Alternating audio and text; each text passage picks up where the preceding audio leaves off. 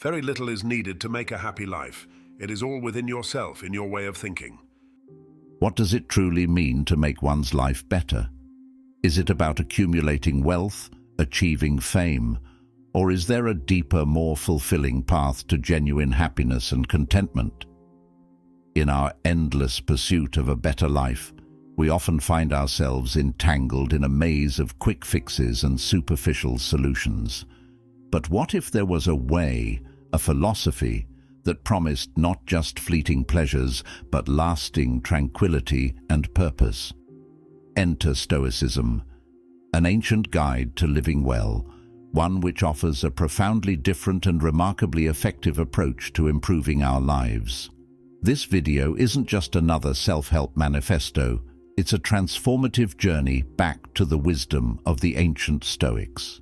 This exploration goes beyond conventional success metrics, diving into principles that challenge us to rethink our values, our reactions, and our very approach to life.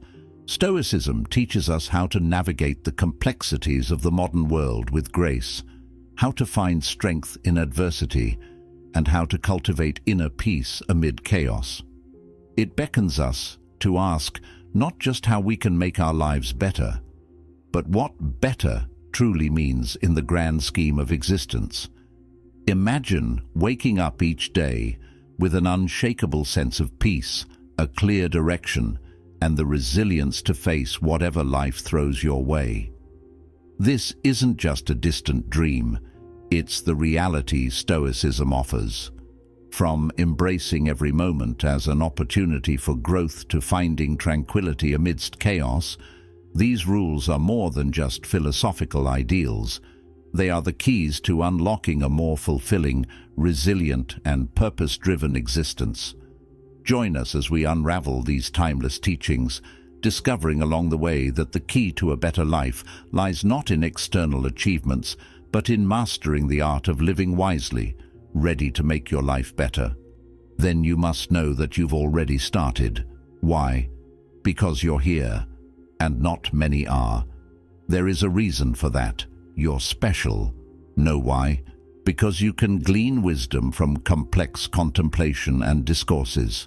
Not everybody can identify the subtle differences between things that seem identical to the eye. Not everybody can see the wisdom in thoughtful repetition. Not everybody can stay till the end of the video. Wisdom is hard. You're different. So, join our tribe. Show us your love and support. How, you ask? By hitting that like button as a symbol of your commitment to change. By subscribing to join a community where wisdom isn't just shared but lived, to help us create powerful stuff. And don't forget to hit the notification bell, the gentle chime of a Stoic philosopher, reminding you to return to this space of learning and growth. Each like, each subscription, each notification is a step towards a collective awakening. And if you feel that stirring in your heart, that resonance with the words of Marcus Aurelius, Seneca, or Epictetus, share this video. That will help us immensely in continuing to create powerful and unique stuff for the community. Humans are made for each other. Imagine, if you will, a world where each person recognizes not just the neighbor at their doorstep, but also the stranger across the seas as a part of their own extended family. This vision, though grand, captures the essence of what Marcus Aurelius and the Stoics envisioned with their profound principle. Humans have come into being for the sake of each other, so either teach them or learn to bear them. It's a call to action, a reminder that in the grand tapestry of life, each thread is intertwined, each color reliant on another to create the masterpiece that is humanity. Marcus Aurelius, the philosopher king, walked the talk. His reign was a testament to Stoic cosmopolitanism, a belief that transcends mere philosophy and ventures into the realm of actionable wisdom. He didn't just rule an empire, he nurtured a community, guided by the tenets of fairness, understanding, and peace. His writings still guide us toward the light of communal well-being and mutual respect. But in the nitty-gritty of daily life, What does it mean to put people first? It means to look beyond the confines of our individual lives and see the bigger picture, a world where every act of kindness, every gesture of empathy bridges the gaps that divide us. The Stoics didn't just ponder over lofty ideals, they lived them, engaging actively in the betterment of society, counseling with wisdom, and leading by example. They saw the intrinsic value in each person, advocating for actions that uplift not just a select few, but every soul that walks the earth. They knew the scale of the game. They knew it takes time for the common good to become tangible, to become available and manifest as societal changes, which is why they believed in doing their part as the least they could do. They did it with consistency and without expectations, believing in the shared humanity and the common good. This radical idea of cosmopolitanism wasn't just about breaking down geographical barriers, but about dismantling the walls we build around our hearts. It's a call to universal brotherhood, to a recognition that despite our diverse cultures, languages, and traditions, we are bound by a common rationality and a shared destiny. The Stoics challenged the status quo, urging for a society governed by the universal principles of justice and equality, where laws reflect not the whims of the powerful, but the needs of the many. Today, more than ever, this principle of putting people first, of embracing cosmopolitanism, resonates with a profound urgency. As we navigate the complexities of a global society, the wisdom of Marcus Aurelius and the Stoics offers hope and a path towards a more empathetic, unified world. By practicing kindness, by extending our empathy beyond familiar faces, and by striving for a positive impact on the wider community, we embody the Stoic ideal. And in doing so, we honor the legacy of Marcus Aurelius and the Stoics, proving that indeed, human beings are made for each other, destined to uplift, support, and thrive together in a world without borders, our shared home. The obstacle becomes the way. The impediment to action advances action. What stands in the way becomes the way. This quote by Marcus Aurelius echoes through the ages, striking a chord with anyone who's ever faced a mountain and wondered how to move it. This isn't just philosophy, it's a battle cry for the modern soul. Think about it. How often have we found ourselves standing before an obstacle, feeling as though the path has come to an abrupt end? Yet, here is Aurelius, centuries away, whispering across time that these very obstacles are not the end, but the beginning. They're not just barriers, they're the secret doors to paths untrodden, paths waiting for the imprint of our footsteps. It's as if life, in its infinite wisdom, plants these hurdles not to trip us, but to teach us how to jump higher, how to stretch our limits into limitless skies. The Stoics, with their unyielding spirit, didn't just endure adversities, they embraced them. They saw each challenge as a thread in the rich tapestry of life, an opportunity to weave strength, courage, and wisdom into their very being. Marcus Aurelius, amidst military turmoil and the ravages of plague, stood firm, a Stoic amidst the storm, using each moment of hardship as a forge for his character. His leadership was not just in command, but in demonstrating that even in the harshest winters, one can cultivate the virtues of spring. This Stoic wisdom teaches us to engage with our difficulties, not as foes, but as mentors. Each obstacle whispers a lesson, a secret strategy to navigate through life. Through premeditation, the Stoics prepared for these encounters, armoring themselves with tranquility and a readiness to pivot, to find another path when the direct route is blocked. It's about flipping the script on adversity, a dance with destiny where every step back is but a preparation for a leap forward. The path may twist and turn, but with the wisdom of Stoicism to guide us, we'll find that indeed, What stands in the way becomes the way. One thing at a time. Concentrate every minute like a Roman, like a man, on doing what's in front of you with precise and genuine seriousness, tenderly, willingly, with justice, and on freeing yourself from all other distractions.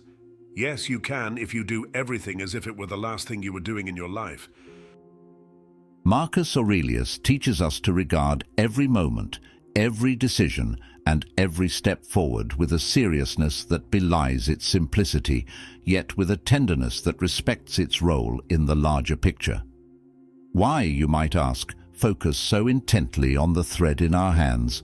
Because in the grand scheme, each moment is both the architect and the brick of our lives.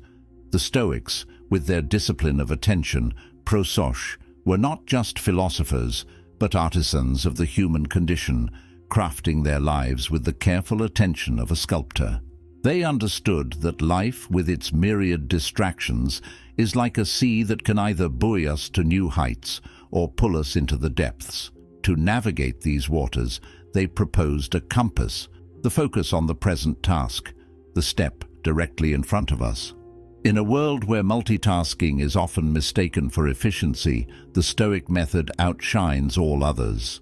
Imagine doing one thing at a time, but doing it with the entirety of your being, as if this action, this moment, is your last. This is not just a practice, but a rebellion against the chaos of modernity, a statement that says, "Here I stand, unwavering, undistracted, fully alive in the now." This approach is not about shrinking our lives to the confines of the present moment, but rather expanding our capacity to engage with life deeply and meaningfully. It's about understanding that the power to shape our destiny lies not in grand gestures, but in the small, deliberate actions we take every day. It's about recognizing that virtue is not a lofty ideal, but a practice that starts with the way we tie our shoes, the way we greet our neighbors, the way we carry out our work. Let's take Marcus Aurelius' words to heart and see each moment as an opportunity to act with justice, with dedication, and with a deep-seated belief that what we do matters.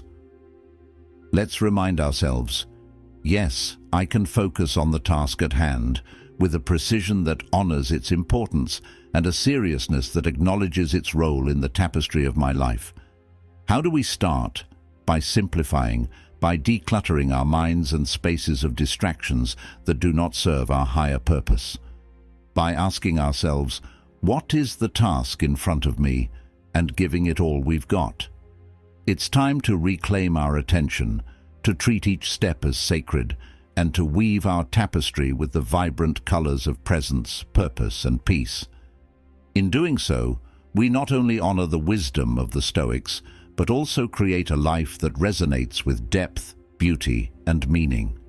A life that resonates with you. Discard your anxiety. Today I escaped anxiety, or no, I discarded it because it was within me in my own perceptions, not outside. Picture this. You're carrying a backpack filled with stones, each stone representing a worry or fear. Stoicism hands you the tools to unpack these stones, one by one, examining them not with dread, but with curiosity and reason. Why do we clutch these stones of anxiety so tightly? Because we believe they are part of us, fused to our very essence. Yet the Stoic wisdom teaches us a radical truth. We have the power to lay them down, to discard them, not because the world changes its hues and textures, but because we transform our perception of it. This realization is as liberating as it is profound. How can we wield this power in this day and age? By emulating the Stoics in their practices. Consider the art of differentiating what's within our control from what's beyond it. It's like sorting grains of sand on a vast beach. Tedious, yes, but imagine the clarity that comes with knowing which grains can be shaped into castles and which will be swept away by the tide. This is the Stoic practice of mindfulness, a deliberate, focused attention on the present moment, coupled with the acceptance that some things, many things, are simply out of our hands. It's easier to cultivate discipline when you're mindful. The Stoics, with their disciplined minds, practiced the premeditation of adversities, akin to a warrior visualizing the battleground before the clash of swords. This wasn't a pessimistic resignation, but a strategic preparation, equipping the mind with resilience and the heart with courage. By anticipating the storms, we can learn to sail our ships with steadiness and grace, unshaken by the gusts of fate. Living according to virtue then becomes our compass. It guides us not toward external accolades or material wealth, but inward to integrity, wisdom, and kindness. It's in these depths that we find an anchor, steadfast and secure, amidst life's tempests. And what of detachment? That Stoic clarion call to inner freedom. Detachment, in the sense Stoicism advises, and from things that serve, at best, as illusions of treasures, is not cold indifference, but the warm embrace of a soul that understands its true treasures cannot be taken away. Detachment, in the Stoic sense, is the ultimate declaration of independence, from the tyranny of desires, from the chains of fear, from the illusion that happiness is a jewel to be plucked from the world's vast treasure chest. Armed with these practices, the Stoics crafted a sanctuary within, a citadel of peace. In essence, they became the architects of resilience, sculpting their lives, and ours, with the chisel of rational thought and the hammer of moral purpose. They became immune to anxiety. We can do the same by discarding the stones that weaken the foundation of our inner citadel, by discarding the stone of anxiety. Start to finish. The secret of all victory lies in the organization of the non-obvious. Peering into the depths of Marcus Aurelius's wisdom reveals a landscape where the unseen intricacies of preparation form the bedrock of victory. This landscape is not just about the visible actions we take, but the invisible web of virtue, intention, and resilience woven beneath. The Stoics, with Aurelius as a guiding star, invite us to dive into the art of organizing the non-obvious, where the seeds of success are sown long before the battle begins. Why is it that the secret to all victory lies in the shadows, in the meticulous preparation of what isn't immediately seen? It's because the battleground of life is not just external, it's primarily internal.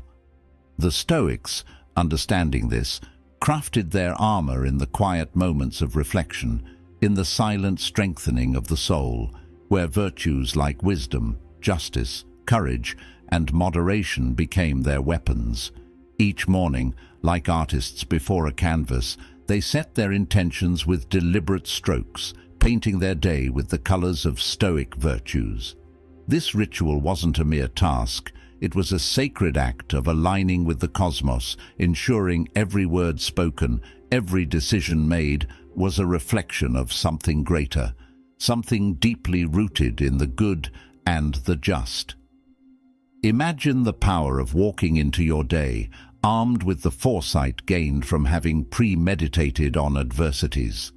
Here lies a profound exercise, not in pessimism, but in empowerment.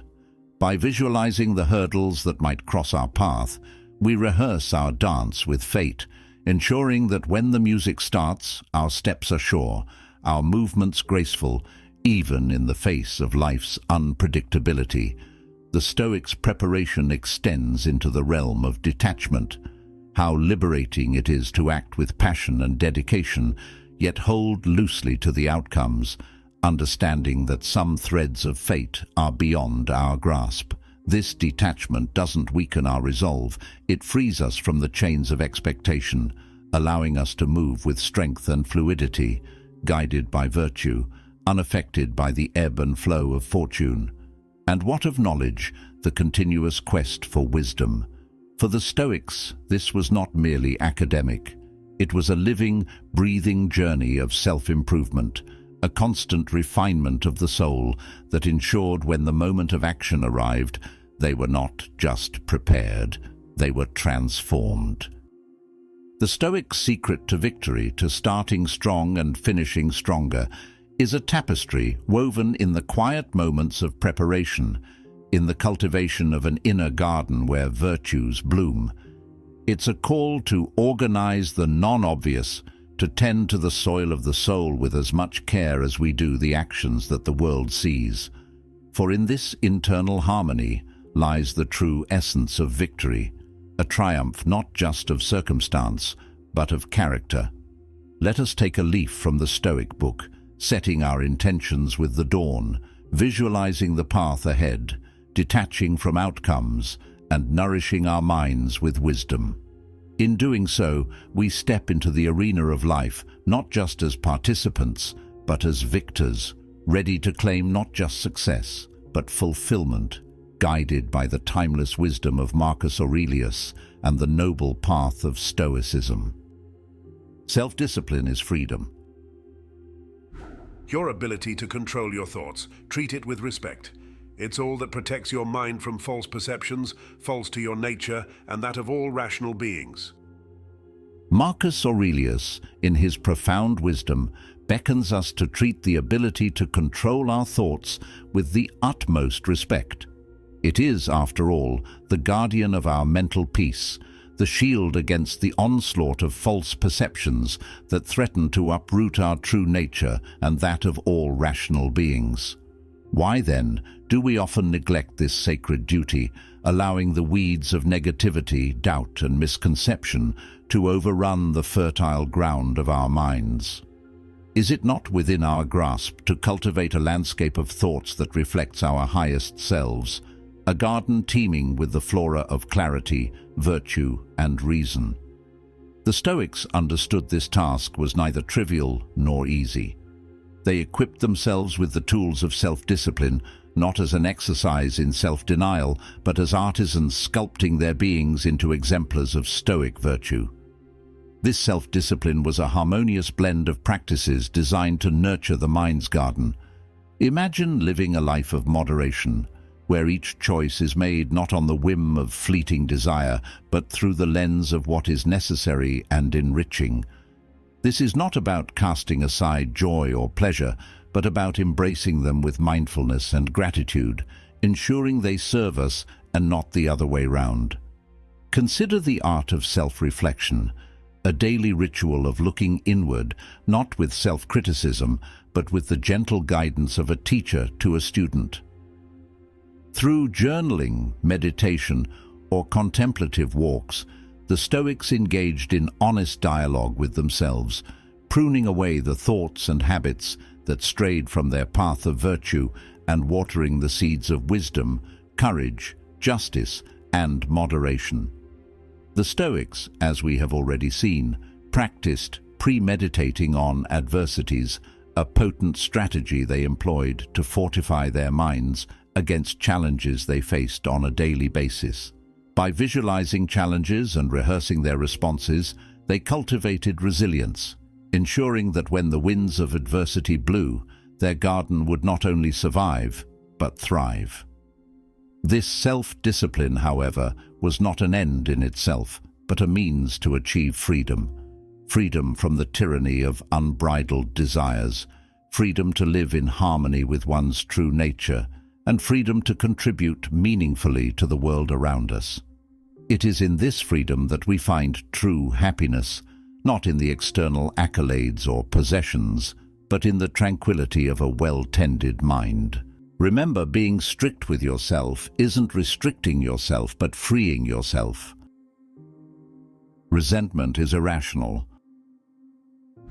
Whenever you are about to find fault with someone, ask yourself the following question: what fault of mine most nearly resembles the one I am about to criticize? Marcus Aurelius's counsel to reflect on our faults before pointing out those of others is a powerful antidote to the poison of resentment. Why is this perspective so revolutionary? Because it invites us into the arena of self-awareness, where the battles against ego and pride are fought and won. Imagine yourself looking into a mirror, not to admire your reflection, but to peer into the depths of your own character. It's in this introspective gaze that we find the empathy to understand others, to see beyond their actions to the shared human flaws and virtues that bind us. This empathy is the first step in unraveling the tight knot of resentment. It asks of us not weakness, but a Herculean strength to recognize that the faults we see in others are reflections of our own struggles. How can we then harbor resentment when we see our reflection in the actions of another? The Stoics teach us that control over our internal world is the ultimate freedom. In the face of resentment, this control becomes our fortress, impervious to the slings and arrows of others' actions or words. By focusing on what we can control, our thoughts, reactions, and virtues, we disarm resentment, stripping it of its power to disturb our inner peace. It's as if we're in a boat on turbulent waters, choosing to steer with skill and resolve rather than cursing the wind. Self-reflection is the compass that guides us through these turbulent waters. The Stoics didn't just glance inward, they delved deep, unearthing their shortcomings and polishing their virtues with the diligence of a craftsman. This process of continual self-improvement nurtures a humility and patience that softens our judgment of others, making resentment a stranger rather than a constant companion.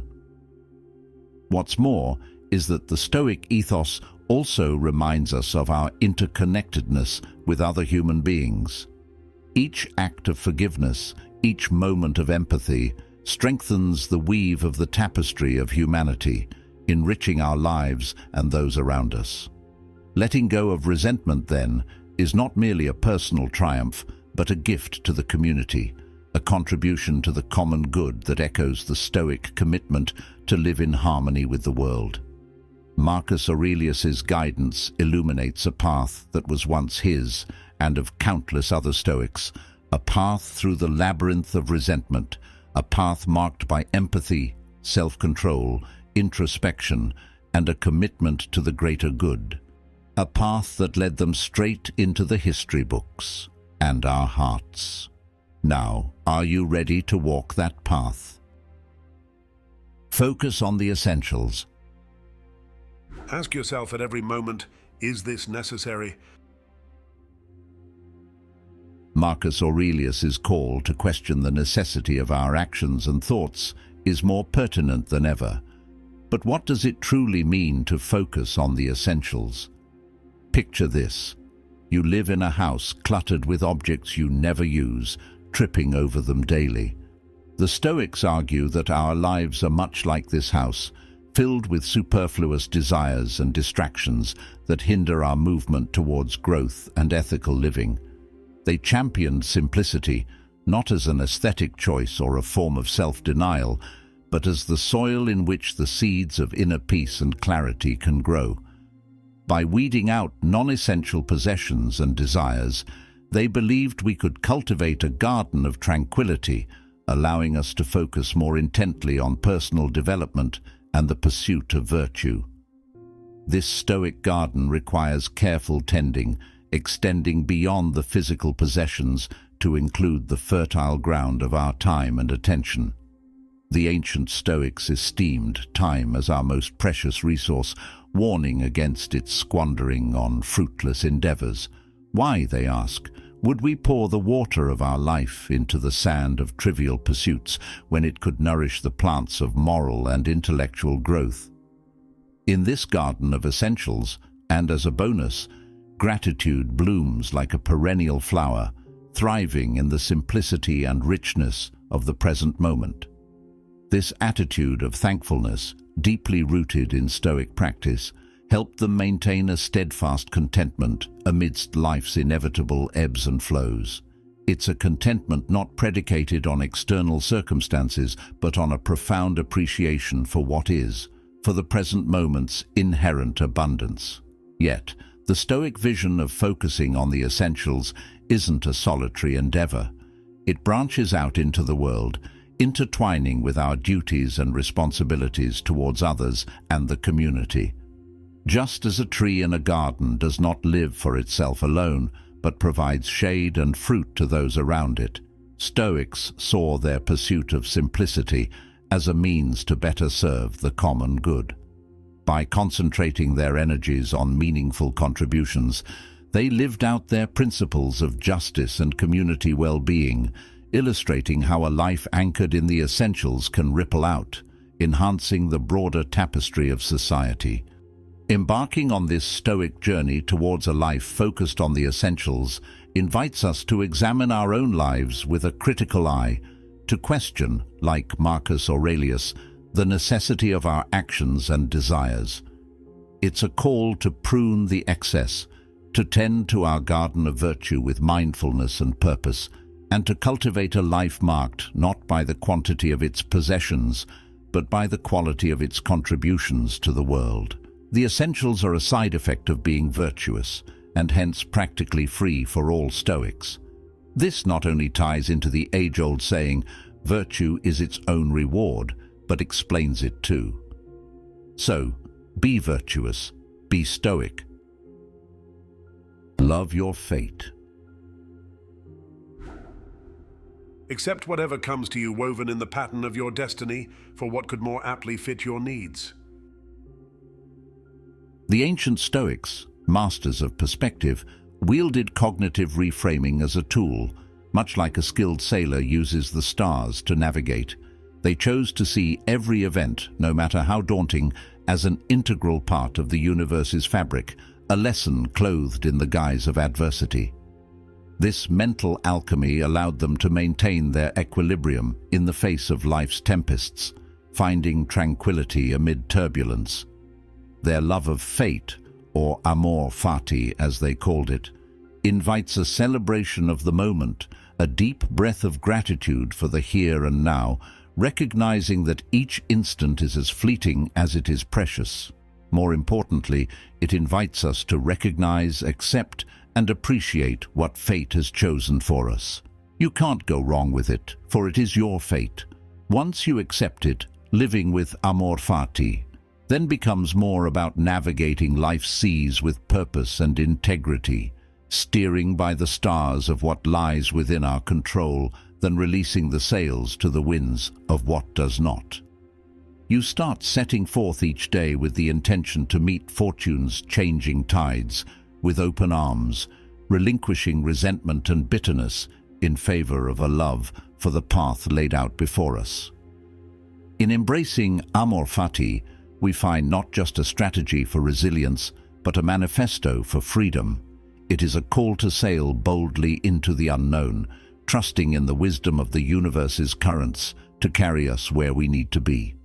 This Stoic principle lights the way to a life of fulfillment, enabling us to face the ever-changing seas of existence with a heart full of courage, a mind at peace, and a soul brimming with the joyous acceptance of our fate. Amor fati is a clarion call to a life of freedom and fulfillment. It is a philosophy that does not shy away from the vicissitudes of existence, but embraces them as the very essence of living. It worked for the Stoics. It will work for us. The question is, will we love our fate enough? As we bring our exploration to an end, it's important to note that these rules are not mere suggestions. They are the compass by which we can navigate our journey through life, transforming trials into triumphs and challenges into opportunities for growth. Stoicism doesn't promise an easy life because it understands that an easy life is a paradox. What it does instead is that it offers a meaningful one, rich with purpose, inner peace, and resilience. By putting people first, embracing the unexpected, focusing on the present, shedding unnecessary burdens, prioritizing our actions, releasing resentment, cherishing the essentials, and loving our fate, we step into a world where every obstacle is a stepping stone to a better version of ourselves. This philosophy teaches us that our greatest power lies not in changing the world, but in transforming ourselves. As we integrate these Stoic principles into our daily lives, we become architects of our own happiness, masters of our destiny, and a beacon of light for others to follow.